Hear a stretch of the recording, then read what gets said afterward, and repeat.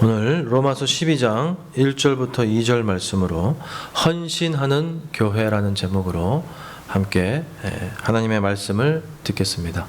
말씀 듣기 전에 저를 따라 기도합니다. 사랑의 하나님 감사합니다. 말씀을 듣습니다. 말씀하여 주시옵소서. 들을 수 있는 귀를 열어 주시옵소서. 순종할 수 있는 마음을 허락하시옵소서. 행동할 수 있는 열정을 허락하여 주시옵소서. 오직 예수 그리스도께만 집중하게 하여 주시옵소서. 예수님 이름으로 기도합니다. 아멘. 아멘. 갑자기 이렇게 확진자가 교회 가까이 발생됨으로 인해서 저희가 부득불 비대면으로 이렇게 예배드리게 돼서 참 안타까운 마음입니다. 그러나 이 시간이 또 2주간의 이 시간이 우리가 하나님과 더 긴밀하고 친밀해지고 더 깊은 교제를 나누는 그러한 시간 되시기를 간절히 바랍니다. 우리가 서로 모이기에 힘쓰지 못하는 상황이 됐고 함께 은혜를 나누는 그러한 상황이 못됨에도 불구하고 그럼에도 불구하고 서로를 위해서 중보하고 기도하고 또 교회를 위해서 헌신할 수 있는 그러한 우리 교회 되기를 축복합니다. 오늘 로마 교회를 통해서 교회는 어떠한 것인가, 하나님께 헌신하는 교회, 그런 제목으로 우리가 은혜를 나누고자 합니다. 오늘날 교회 내에 하나님을 향한 그러한 신자들의 믿음과 헌신이 점점 부족해지고 있는 그러한 시대가 되었어요. 교회는 양적으로나 질적으로 굉장히 침체되고, 특별히 이제 코로나19 상황이 지금 2년 가까이 되다 보니까 점점 더 어려워지는 그런 상황이 됐습니다. 그리고 세상은 교회를 향해서 비난과 질타를 하는 그런 시대가 되어버렸어요. 거룩하고 성결한 그러한 영향력을 끼치는 그러한 역할을 감당해야 되는 것이 교회의 사명임에도 불구하고 교회가 교회로서의 그러한 역할을 잘 수행하지 못하고 있습니다. 교회는 교회 건축에 열을 올리고 또 사회 봉사에는 최선을 다하지 않는 그러한 모습들이 세상 사람들은 교회에 대해서 비난하고 질투하는 그러한 화살이 집중되어지는 것 같습니다. 가난한 자, 병든 자, 그리고 소외당한 자, 어렵고 힘든 자들, 그러한 분들을 살리는 그러한 사업, 구제, 이러한 것들을 제대로 잘 수행해야 되는데 그러지 못하고 있는 것이 현실입니다. 요즘 한국 사회는 교회가 세상과 별다른 차이가 없다고 그렇게 비난을 받고 있습니다. 신자들이 사회에서 빛과 소금의 그러한 직분, 그러한 역할을 제대로 수행하지 못하기 때문에 우리 주변의 이웃들로부터 그러한 평가를, 그러한 평판을 또 받고 있는 것 같습니다. 이런 상황 속에서 성도들은 또 교회는 어떠한 신앙의 자세로 신앙생활을 해야 될까? 그리고 교회가 교회로서의 사명을 감당해야 될까? 이것을 오늘 함께 나누고자 합니다. 첫 번째 우리가 좀 집중해야 될 것은 1절 말씀에 나와 있습니다. 함께 읽습니다. 우리의 삶을 하나님이 기뻐하시는 거룩한 산 제물로 드리자. 우리의 삶을 하나님이 기뻐하시는 거룩한 산 제물, 죽은 제물이 아니라 살아있는 제물로 드리자. 우리는 우리의 삶이 우리의 것으로 생각해서는 안 됩니다. 우리의 삶은 하나님이 예수님의 피값으로 사신 그러한 삶인 줄로 믿습니다.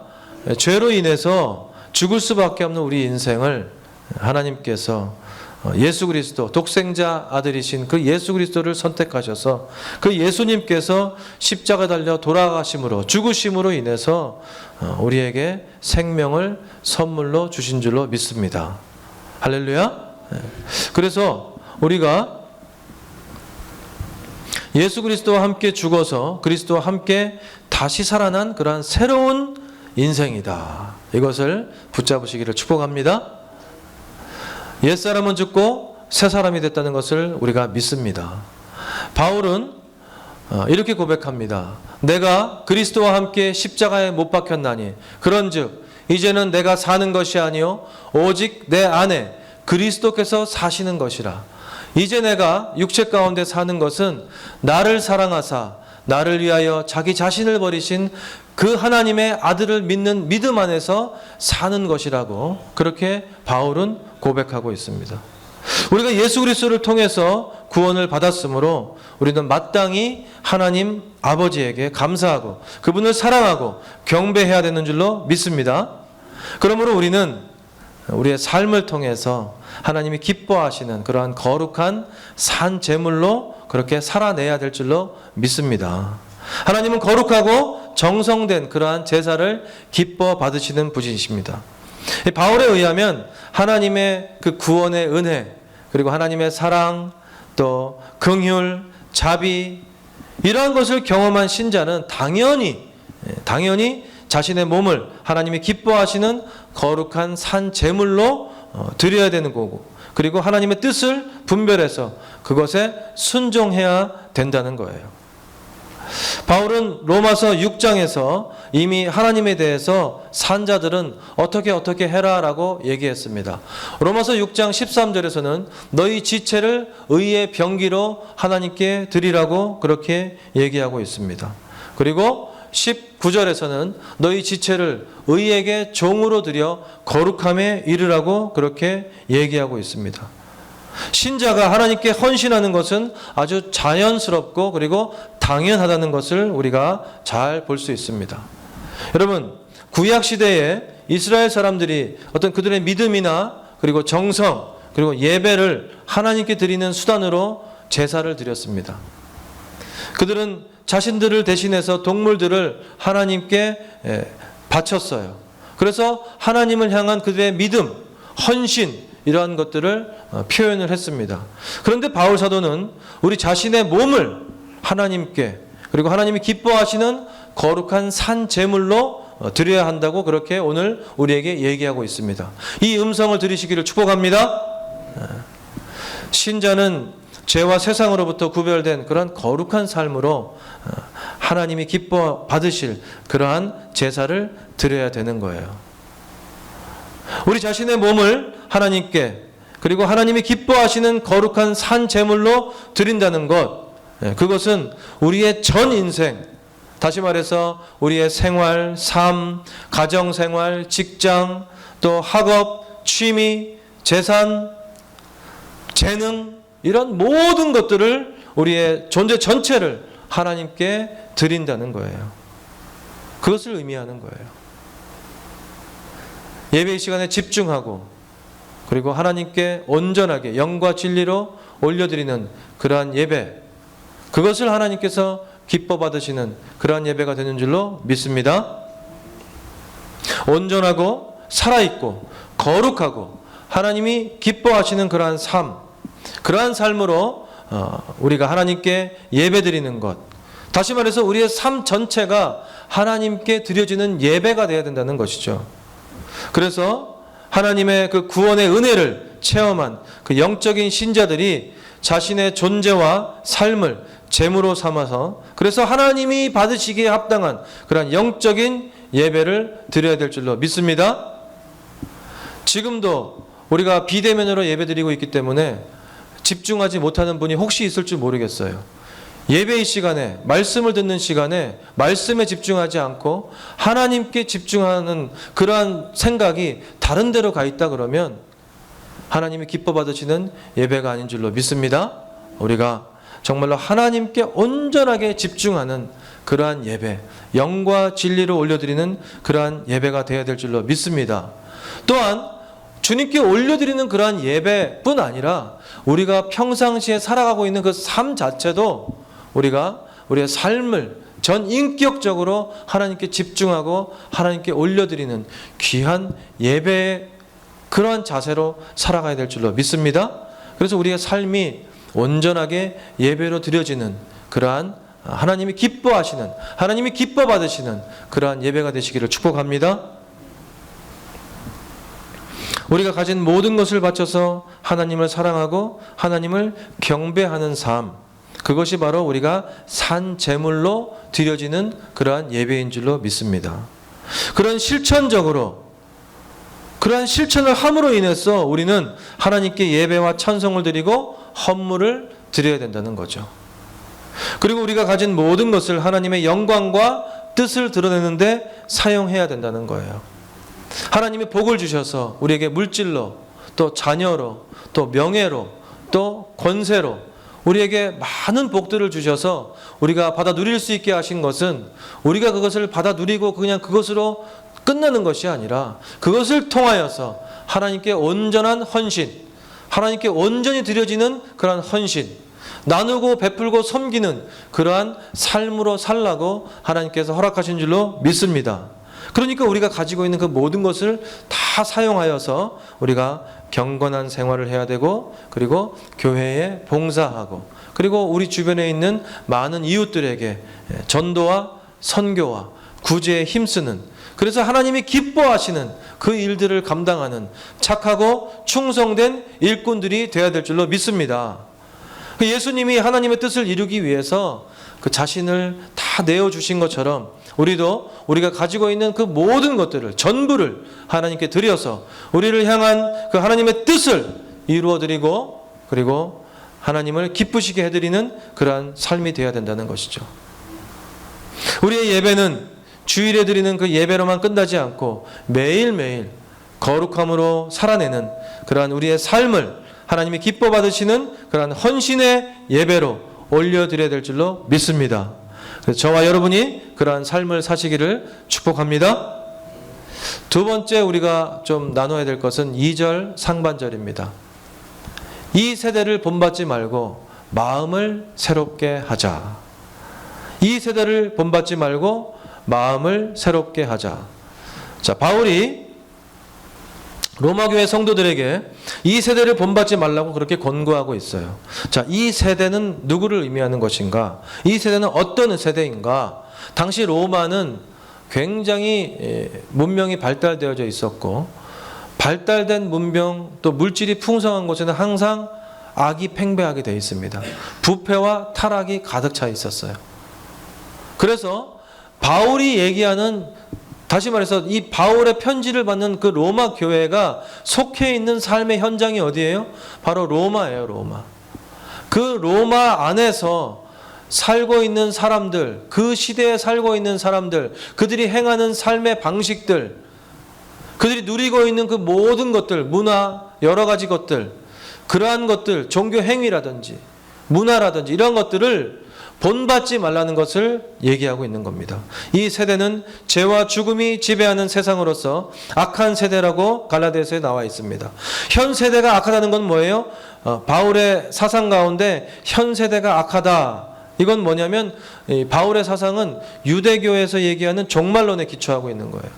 여러분, 우리는 마지막 때인 것처럼 살아야 됩니다. 지금이 마지막 때예요. 마치 예수님께서 마지막 때에는 이러이러한 징조가 나타날 거라고 말씀하셨는데, 지금 주님이 말씀하신 곳곳에 기근이, 그리고 전쟁이 가득 차고, 그렇죠? 예, 거짓된 선지자가 나오고, 정말로 많은 사람들 가운데 혼란이 있고, 예수 믿는 것은 더욱더 어려워져서 핍박받는 그러한 시대. 마치 지금 주님이 말씀하신 그 마지막 때가 지금인 것처럼 그렇게 우리가 살아가고 있는 거예요. 그래서 우리는 종말론적 그러한 신앙생활을 해야 된다는 것입니다. 바울도 마찬가지였어요. 바울의 시대에도 마찬가지로 마지막 때인 것처럼 그렇게 살아가야 된다.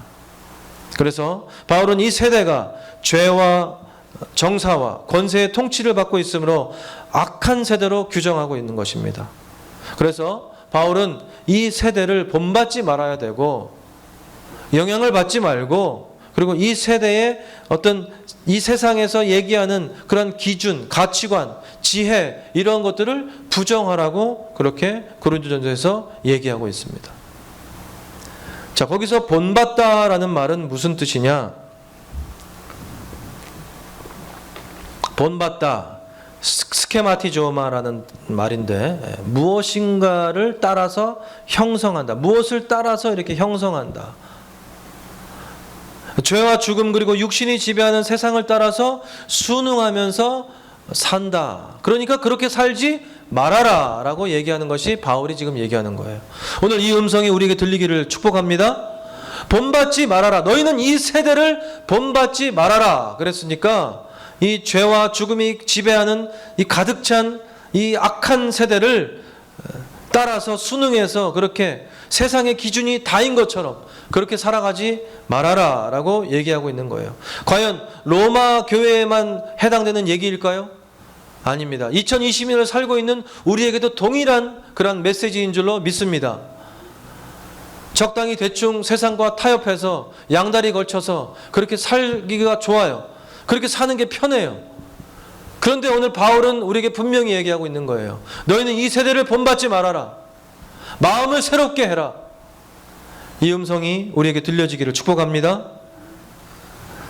그리고 이것은 일회성으로 본받지 말아라 그랬으니까 하지 말아야 되겠다 하고 한 번으로 끝나는 것이 아니에요.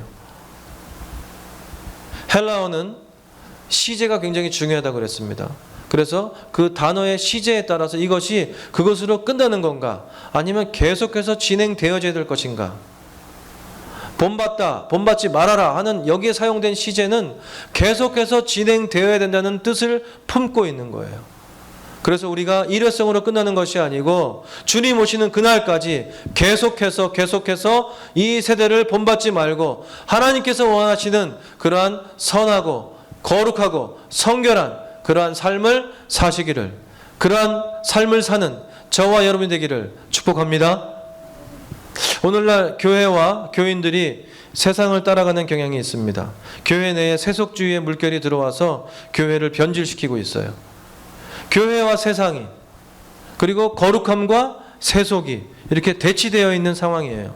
더 이상 구별되지 않고 대립이 돼야 되는데 구별되지 않는, 그래서 술에 술 탄 듯 물에 물 탄 듯 그냥 비슷비슷하게 그렇게 섞여가는 그러한 상황 가운데 놓여 있어요. 그래서 성도들 가운데도 특별히 믿음이 연약한 우리 다음 세대들, 그들은 세상에서는 가치관이, 기준이 이거라고 얘기하는데 왜 자꾸 교회에서는, 목사님은 이렇게 얘기하시나? 이게 충돌이 되는 거예요. 갈등이 생기는 거예요. 그런데 갈등이 생기는 건 감사한 거죠. 왜? 그 안에 성령께서 말씀하고 계시니까, 그 음성이 들리니까 그나마 갈등을 하는 거예요. 그런데 중요한 건 뭔지 아세요?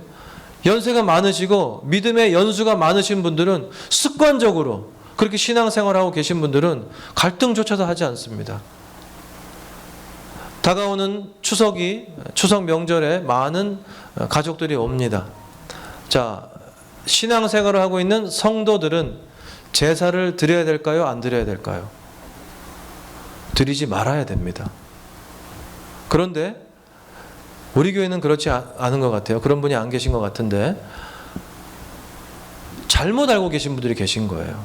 그래도 우리가 이만큼 사는 것은 조상들을 잘 우리가 예우해드리고 섬기는 것이기 때문에 제사는 드리지 않고, 우리가 믿는 사람들이니까 제사는 드리지 않지만 차례상 정도는 차려야 되지 않겠는가. 뭔가 어불성설이 있죠? 그렇죠? 여러분 절대로 양다리 걸치지 마시기를 축복합니다. 분명하게 아닌 것은 아니라고 얘기해야 되는 거예요. 노라고 얘기할 수 있는 크리스찬들이 되시기를 축복합니다. 그래서 세상에서 너희는 그렇게 조상들도 그렇게 무시하고 너희들 마음대로 사느냐, 이것은 우리를 넘어뜨리기 위한 유혹이에요. 이 유혹에 절대로 넘어가지 마시기 바랍니다. 그래서 만약에 혹시라도 그러한 생각을 갖고 계시다 그러면 그 생각을 버려버리시고 이제는 정확하게 하나님이 싫어하시는 것은 하지 않고 하나님이 좋아하시는 것, 하나님이 하라 명령하시는 것만 우리가 한다라는 마음을 가지시고 그렇게 세상과 분명하게 구별된 삶을 사시기를 축복합니다. 세상과 구별된 삶을 살아야 되는 거예요. 이 악한 세대는 성도들을 미혹해서 황금 만능주의, 돈이 최고라는 거죠. 쾌락주의, 그저 내가 행복하면, 나만 행복하면 되는 거예요. 요즘은 욜로족이라고 해서 미래는 없어요. 그래도 우리 어르신 때는 그래도 우리 자녀들을 위해서 저축하고 허리띠를 졸라매는 것이 있었는데 요즘 세대는 그렇지 않습니다. 그냥 오늘 쓰고 오늘 만족하고 마는 거예요. 미래를 위해서 저축하고 투자하고 이런 건 없습니다. 이러한 것이 머릿속에 박혀 있어요. 물질이 최고라고, 물질주의, 외모가 최고라고. 남자는 식스팩이 있어야 되고 여자는 모두 다 성형을 해서 어느 성형외과인지 다 모양이 똑같은 모습으로 나오게, 그러나 이쁘기만 하면 되는 거예요. 그런 시대가 되어버렸어요. 계속해서 우리를 속입니다. 우리에게 유혹합니다. 이렇게 살아가야 된다고. TV를 틀면 마치 저 식당에 가지 않으면 나 혼자 뒤처지는 것 같이 그 식당을 성지순례 해야 됩니다. 저 여행지에 가서 여행을 해야지만이 내가 삶에 사는 낙이 있고 삶의 목표가 정해져서 그것을 이루고 나아가는, 한 단계 한 단계 밟아 나가는 것처럼 성취감을 느끼게 만드는 것이 문화라는 코드로, 문화라는 유혹으로 우리에게 다가오고 있습니다. 조심스럽게 말씀드리지만 하나님께서 그것을 싫어하셨던 것 같아요. 그래서 지금은 그러한 것을 가지 못하게 하고 찾지 못하게 하는 그러한 상황이 되어버렸습니다. 우리가 그럴 때에 우리를 다시금 돌아보고 우리가 너무 세상의 잣대, 세상의 기준에 얽매여 살고 있는 것은 아니었는가, 다시금 우리가 우리를 돌아보며 회개하는 시간 가졌으면 좋겠습니다. 그리고 이 세대를 본받지 않고 마음을 새롭게 하는 그러한 우리 모두가 되기를 간절히 바랍니다. 예수님을 믿기 전에는 돈과 명예와 권력을 좋아하고 그것을 쫓아가는 삶을 살아갔습니다. 그것을 위해서 안간힘을 쓰면서 그렇게 살아갔다는 거예요. 이제 예수님을 영접하고 그리스도인이 된 후에도 성도라 그러면 이러한 세속적인 기준, 세속적인 가치관, 이러한 것들은 과감하게 버리고 하나님이 기뻐하는 삶이 무엇인지 마음을 새롭게 하고 하나님이 기뻐하는 그 일을 감당하는 저와 여러분에게를 간절히 바랍니다. 안목의 정욕, 이생의 자랑, 이러한 것에 사로잡혀 살아서는 안 된다는 것이에요. 함께 읽겠습니다. 요한일서 2장 16절 말씀입니다. 시작. 이는 세상에 있는 모든 것이 육신의 정욕과 안목의 정욕과 이생의 자랑이니 다 아버지께로부터 온 것이 아니요 세상으로부터 온 것이라. 아멘. 아버지께로부터 온 것이 아니라 어디로부터 왔다고요? 세상으로부터 왔다는 거예요. 세상의 잣대, 세상의 기준, 세상의 가치관이 우리 자라나는 청소년들과 또 우리 성도들 한 사람 한 사람들의 그 머릿속에 계속해서 그것을 주입하고 있어요. 그래서 마치 그렇게 하지 않으면 나 혼자 뒤떨어지는 것 같고, 나 혼자 왕따 당하는 것 같고, 외톨이가 되는 것 같고, 그러나 그렇지 않습니다. 오늘 주님께서 우리에게 분명히 말씀하십니다. 너희는 이 세대를 본받지 말아라. 그리고 마음을 새롭게 해라. 하나님이 원하시는 삶을 살아라는 것이죠. 저와 여러분이 그러한 삶을 살기를 간절히 바랍니다. 하나님 중심으로 진리이신 영이신, 진리의 영이신 그 성령을 하나님께서 우리에게 보내주셨어요. 그래서 우리 스스로 그것을 감당하지 못하기 때문에, 우리가 우리의 노력으로 그것을 할 수가 없기 때문에 진리의 영이신 성령께서 우리를 도와주셔서 우리에게 그러한 힘을 주시고 은혜 주시고 그래서 변화시키신 줄로 믿습니다. 우리의 지난날의 잘못된 삶을 회개하게 하시고 이제는 더 이상 육체의 열매가 아니라 성령의 열매를 맺어서 그렇게 살아갈 수 있도록 성령님께서 보혜사로서 그렇게 우리를 도우시고 계시다는 거죠. 여러분, 보혜사, 영어로 헬퍼예요. 헬퍼. 우리에게 도움을 주시는 성령님, 그 성령님을 믿으시고 그 성령님의 도우심을 구하시고, 그래서 성령 하나님의 도우심을 통해서 우리가 그렇게 하나님의 기뻐하시는 그러한 삶을 살아가시기를 축복합니다. 우리는 예수 그리스도와 함께 죽었고 그리고 다시 살아났습니다. 할렐루야. 성령께서 우리를 거룩하게 하시고 그리고 새로운 생명을 주신 줄로 믿습니다. 이 악한 시대를 향해서 등을 돌리고 이제 더 나아가서 세속적인 가치관과 삶의 방식을 십자가에 못 박아서 멸하는 그런 적극적인 그런 신앙의 삶을 살아야 된다는 것이에요. 그래서 이 땅의 세속적인 가치관이 우리 자신과 그리고 우리 교회를 물들이지 않고 우리에게 영향을 끼치지 않고 오히려 우리가 그 세상에 거룩하고 성결한 영향을 끼칠 수 있는 그러한 삶을 사는 저와 여러분의 길을 간절히 바랍니다. 우리 다시 한번 외워보십시다. 갈라디아서 2장 20절입니다. 시작. 내가 그리스도와 함께 십자가에 못 박혔나니 그런즉 이제는 내가 사는 것이 아니요 오직 내 안에 그리스도께서 사시는 것이라.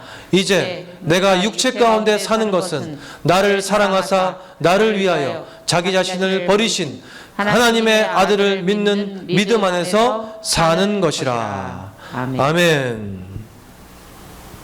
세 번째 우리가 좀 집중해야 될 것은 2절 하반절입니다. 하나님의 선하시고 기뻐하시고 온전하신 뜻이 무엇인지 분별하자. 오늘 바울 사도가 분명히 얘기했습니다. 하나님의 선하시고 기뻐하시고 온전하신 뜻이 무엇인지 분별하라. 명령어예요. 그러면 우리는 분별해야 되는 거예요. 그 뜻이 무엇인가? 우리는 예수님을 믿고 난 후에 우리 마음대로 우리의 인생을 살아가서는 안 된다는 겁니다. 우리는 하나님의 백성이 됐기 때문에 우리의 주와 우리의 왕이 되시는 그 하나님 아버지, 그 아버지의 뜻대로 살아야 된다는 거예요. 우리는 나의 이기적인 유익을 추구하면서 살아가서는 안 되며 오히려 하나님이 나에게 무엇을 원하시는가 그것을 분명하게 분별하고 그리고 그 뜻에 따라서 살아가야 된다는 것을 이야기하는 것입니다. 자, 여러분, 다윗이 위대한 이스라엘의 왕이 될 수 있다는 이유가 무엇이었습니까? 요즘 우리가 새벽 기도를 통해서 말씀을 읽고 있는데 사울과 다윗이 분명히 대조되고 비교되고 있어요. 사울은 왕으로 세워진 지 2년밖에 안 됐는데 벌써 자기 마음대로 하나님의 뜻에 합당한 하나님의 뜻을 찾고 구하는 그 일을 하지 않고 자기가 원하는 대로 자기가 편한 대로 그렇게 모든 일들을 감당했습니다. 그렇기 때문에 하나님께서 사울을 버렸습니다. 그러나 다윗은 어떻습니까? 내 뜻이 아니라 늘 언제나 하나님께 그 뜻을 찾고 구하고 묻는 거예요. 항상 무엇을 하든지 하나님의 뜻을 구하고 그 뜻대로 살기를 원했어요. 어렵고 힘들다고 해서 요령 피우지 않고 조금 내 생명을 담보로 해서 이렇게 비참하게 굴욕적으로 살아야 되는가? 하나님의 뜻에 합당하다 그러면 그것도 감당하는 것이 바로 다윗이었어요. 그런데 사울은 그것과는 반대로 자기의 뜻대로 자기의 의지대로 그렇게 살았다는 거죠. 예수님도 마찬가지셨어요.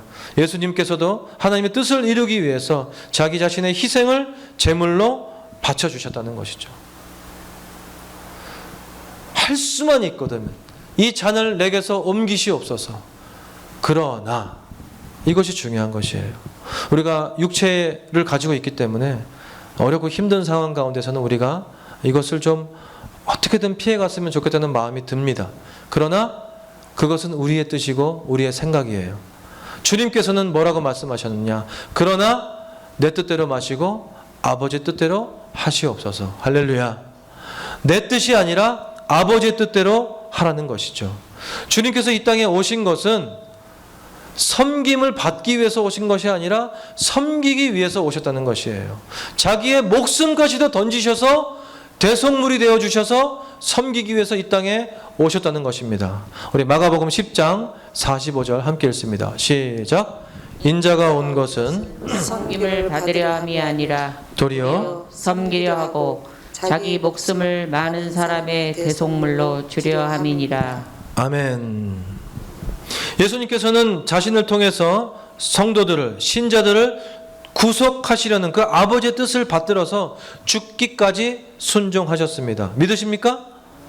우리가 빌립보서 2장 6절부터 8절 말씀을 다시 한번 읽습니다. 시작. 그는 근본 하나님의 본체시나 하나님과 동등됨을 취할 것으로 여기지 아니하시고 오히려 자기를 비워 종의 형체를 가지사 사람들과 같이 되셨고 사람의 모양으로 나타나사 자기를 낮추시고 죽기까지 복종하셨으니 곧 십자가에 죽으심이라. 아멘. 그러므로 우리는 무슨 일을 하든지 하나님의 말씀과 기도를 통해서 하나님의 뜻을 분별해야 될 줄로 믿습니다.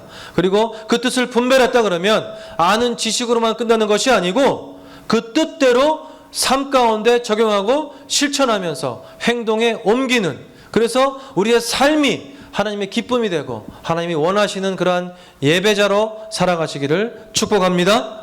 우리가 행동을 할 때 이것이 하나님이 기뻐하시는 일인지 아니면 이것이 하나님의 선한 뜻인지 그것을 분별해야 되는 거예요. 그리고 그 뜻대로 살아가야 된다는 거죠. 우리 인생을 살다 보면 반드시 무언가를 선택해야 될 그 기로에 항상 놓입니다. A 아니면 B예요. 직장을 선택한다든지 사업을 한다든지 또 사람들과의 관계를 갖는다든지 교회에 어떤 사역을 한다든지 학교를 선택한다든지 자녀를 출가시킨다든지 모든 것에 있어서 우리는 선택을 해야 됩니다. 그런데 그것이 나의 뜻이 아니고 기준점이 어디라는 거예요? 하나님께서 원하시는 것인가? 하나님이 기뻐하시는 것인가? 그래서 하나님이 원하시는 선하고 기뻐하시는 그러한 뜻이 들어있는 것인가?